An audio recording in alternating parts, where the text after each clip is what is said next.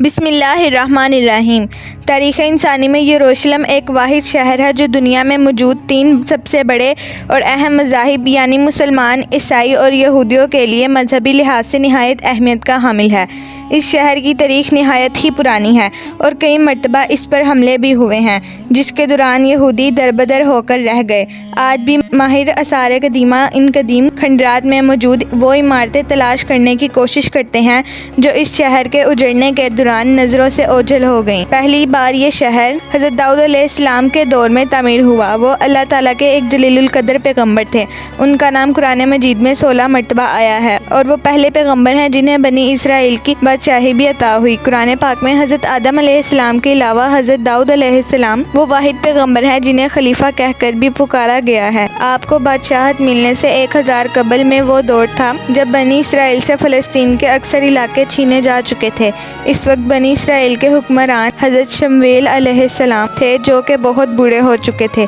لہٰذا بنی اسرائیل نے دشمنوں کے مقابلے میں کسی بادشاہ کے لیے اللہ پاک سے دعا مانگی۔ یوں اللہ پاک کے حکم کے مطابق حضرت شمویل علیہ السلام نے 3 سالہ طالوت کو ان پر بادشاہ مقرر کرنا چاہا، مگر بنی اسرائیل نے انہیں بادشاہ تسلیم کرنے سے انکار کر دیا اور شرط رکھی کہ جب تک صندوق سکینہ ان کے حوالے نہ کر دیا جائے وہ طالوت کی بادشاہی کی اطاعت نہیں کریں گے۔ یہ تابوت سکینہ آخر کیا ہے اور بنی اسرائیل سے اتنی اہمیت کیوں دیتے ہیں، اس بات کو سمجھنے کے لیے ہمیں تاریخ میں بہت پیچھے جانا پڑے گا۔ دراصل یہ لکڑی کا بنا ہوا ایک صندوق تھا جو حضرت آدم علیہ السلام پر نازل ہوا تھا اور پوری زندگی ان کے پاس رہا اور پھر بطور وراثت آپ کی اولاد کو ملتا رہا، یہاں تک کہ یہ حضرت یعقوب علیہ السلام کو ملا جنہیں اسرائیل بھی کہا جاتا ہے اور آپ کی اولاد بنی اسرائیل کہلاتی ہے۔ یوں آپ کے بعد یہ آپ کی اولاد بنی اسرائیل تک پہنچا۔ حضرت موسیٰ علیہ السلام اللہ تعالیٰ کے جلیل القدر پیغمبر تھے اور وہ بھی بنی اسرائیل سے تھے۔ یوں ہی یہ صندوق حضرت موسیٰ علیہ السلام تک بطور وراثت پہنچا۔ قصص الانبیاء کے مطابق اس تابوت میں تورات کا اصل نسخہ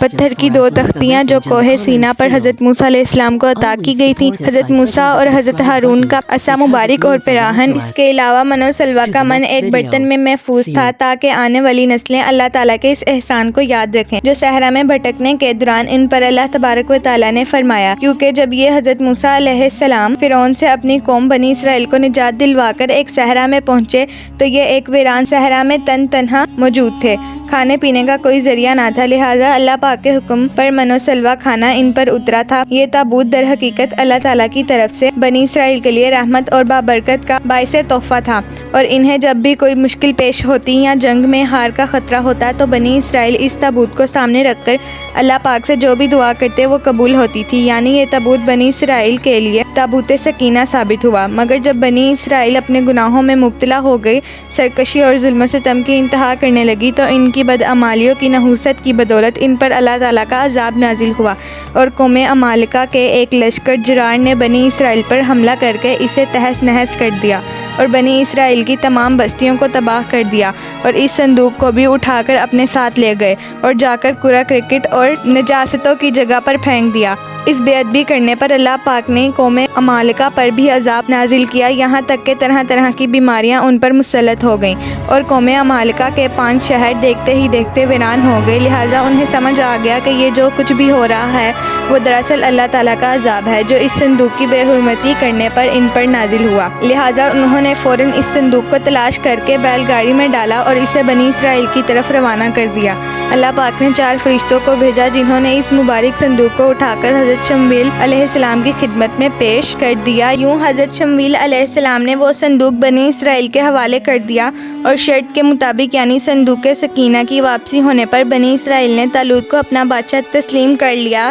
حضرت داؤد علیہ السلام نے طالوت کے لشکر میں کم عمری میں شمولیت اختیار کی۔ اس وقت دشمن فلسطینیوں کے سپہ سالار جالوت نے اسرائیلیوں کو مقابلے کی دعوت دی، مگر پورے اسرائیلیوں میں سے کسی میں بھی اس سے مقابلہ کرنے کی ہمت نہ تھی۔ یوں حضرت داؤد علیہ السلام اس کے مقابلے میں نکلے اور اسے قتل کر دیا۔ اس واقعے نے حضرت داؤد علیہ السلام کو بنی اسرائیل کی آنکھوں کا تارا بنا دیا اور ان کے دل میں ان کے لیے محبت پیدا ہوگی، لہٰذا طالوت نے اپنی بیٹی حضرت داؤد علیہ السلام سے بیاہ دی اور یوں وقت گزرتا گیا یہاں تک کہ حضرت داؤد علیہ السلام بنی اسرائیل کے حکمران بنے اور انہیں نبوت بھی عطا کی گئی۔ آپ ہی نے یروشلم کی بنیاد رکھ کر وہاں تابوت سکینہ کی حفاظت کے لیے ایک ہیکل یا محل تعمیر کرنا شروع کیا۔ آپ نے بنی اسرائیل پر 40 سال تک حکومت کی، مگر آپ کے دور حیات میں یہ ہیکل بن کر مکمل نہ ہو سکا اور آپ کے بیٹے حضرت سلیمان علیہ السلام نے اسے مکمل کیا۔ اسی بنا پر اسے ہیکل سلیمانی کہا جاتا ہے۔ سلیمان علیہ السلام بھی اللہ تعالیٰ کے پیغمبر تھے اور اللہ کے حکم پر جنات کو ان کے تابع ہونے، جانوروں کی بولیاں سمجھنے کے معجزات کے علاوہ انہیں ایسی سلطنت عطا کی گئی تھی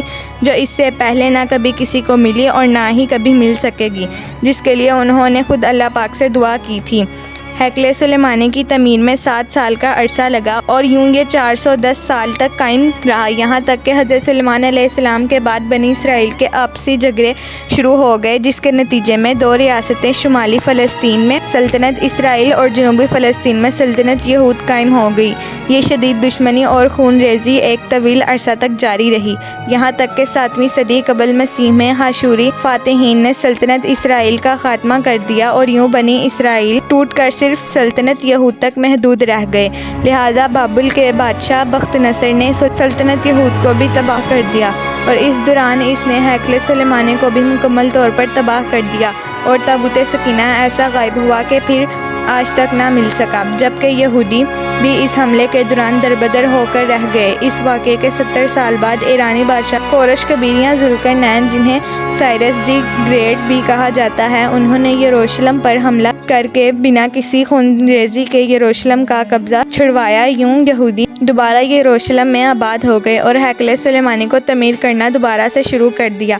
اسی بنا پر ذوالقرنین کو یہودی اپنا مسیحا بھی قرار دیتے ہیں۔ اس دوران ہیکل سلیمانی دوبارہ بن کر تعمیر ہوا، لیکن یہ تعمیر بھی صرف 403 سال تک قائم رہ سکی، جبکہ اس دوران تابوت سکینہ کو بھی یہاں واپس نہ لایا جا سکا، جو پہلے ہیکل کی بربادی کے دوران غائب ہوا تھا اور دوبارہ کبھی نہیں مل سکتا تھا۔ اسی عرصہ کے دوران یہودیوں نے رومیوں کے خلاف بغاوت کی ناکام کوشش بھی کی، لہٰذا 70 عیسوی میں رومن حکمران ٹائٹس نے یروشلم کو حملہ کر کے تباہ کر دیا اور یوں ہیکل سلیمانی بھی دوسری مرتبہ تباہ ہو گیا۔ اس حملے کے دوران تقریباً 1.5 لاکھ یہودی مارے گئے، جبکہ ہزاروں کو غلام بنا کر جنگلی جانوروں کے آگے ڈال دیا گیا۔